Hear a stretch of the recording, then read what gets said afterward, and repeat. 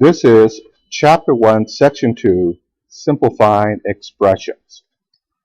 We have, for simplifying expressions, State Standards 1 and 2. Those are Algebra 1 standards, by the way, and Esler D. Important to this particular section is the substitution principle. You should know the substitution principle. It was one that you use quite often in plane geometry. And the substitution principle reads, an expression may be replaced by another expression with the same value. When we do the substitution principle, of course, we're using the concepts of the order of operations. Our order of operations, if you forgot, is very simple.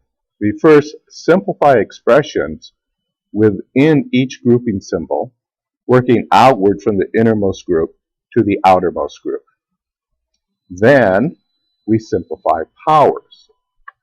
After simplifying all the powers from left to right, we do multiplications and divisions in order from left to right.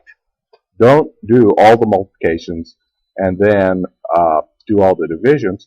What you want to do is start from the left-hand side, and as you find each multiplication, you do them, and then each division, you do them.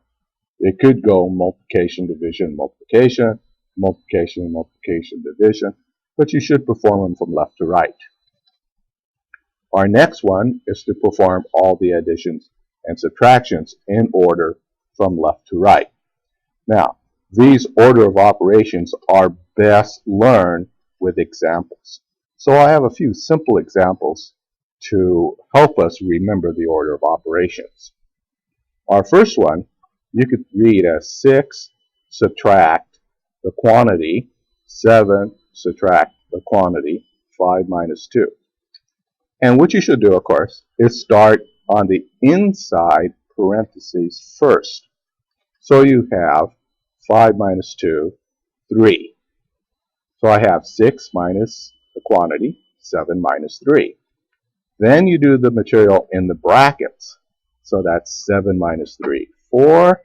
And then, of course, after we do all the parentheses and brackets, we start on the left-hand side and go to the right-hand side. 6 minus 4 is 2. That's a real simple example, but it's one that's done all the time. Here's 2 more examples. We'll do the top one first. 2 to the third plus 1 divided by 2 to the third minus 2. Now division, the division symbol, the division bar here that separates 2 to the third plus 1 and 2 to the third minus 2 is just like a grouping symbol. So we do the numerator, the top part, and the denominator separately. So first, do the exponents. There's no grouping symbols here. There's no parentheses or brackets. So we do the exponents. So 2 to the third is 8, not 6 now, 8. 8 plus 1 divided by 8 minus 2. Then, of course, these are grouping symbols again, so I do the numerator and then the denominator, 9 over 6. That, of course, is a fraction. We just simplify it like we do all other fractions, dividing numerator and denominator by 3, and we have 3 over 2. The next example, 1/3 times the absolute value of 1 plus 7 squared divided by 5 squared.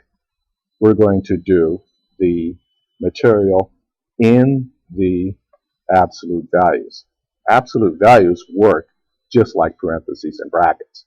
So we're going to do inside the absolute value first. And of course we've got the exponents, so we do the exponents first.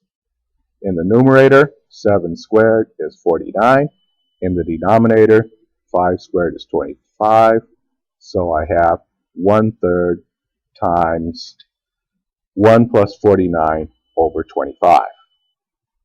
Then I just simplify. I do the addition. 1/3 times 50 over 25. And of course, 50 over 25 reduces to 2. And I have 1/3 times the absolute value of 2 the absolute value of 2 is 2. So 1/3 times 2 is 2/3. My second example, simple one again, 64 divided by 4 squared plus 3 times the quantity 3 squared minus 1. We do the material in the parentheses first, 3 squared minus 1. So I end up with 64 divided by 16 plus 3 times the quantity 9 minus 1. And I'm still having parentheses, so I want to do 9 minus 1, which of course is 8. Now, I could do from left to right 64 divided by 16, which is 4, plus 3 times 8. It's okay to do the divisions and do what's inside the parentheses at the same time. So I have this 4 plus 3 times 24. Now, common error here is to add the 4 and the 3 and then multiply it by the 8. So you should know that you do multiplications first. So it's 3 times 8, 24, then 4 plus 24, 28.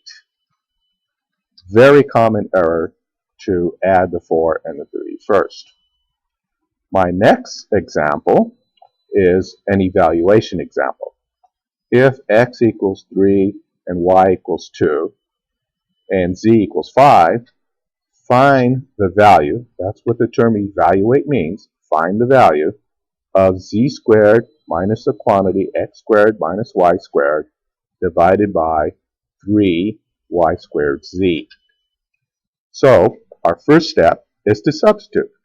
I substitute in for z, 5, for x, 3, and for y, 2.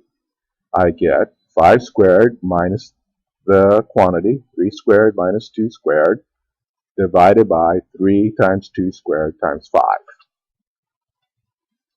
I do what's in the parentheses first, although I could do all the exponents also, and then work with the parentheses next. I think I'll do that. Let's do all the exponents first. 25 minus 9 minus 4, parentheses, 3 times 4 times 5. Now I could subtract 4 from 9 and get 5.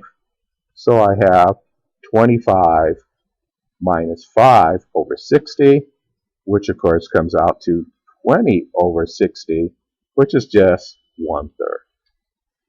That ends your examples and should end your notes for section 2.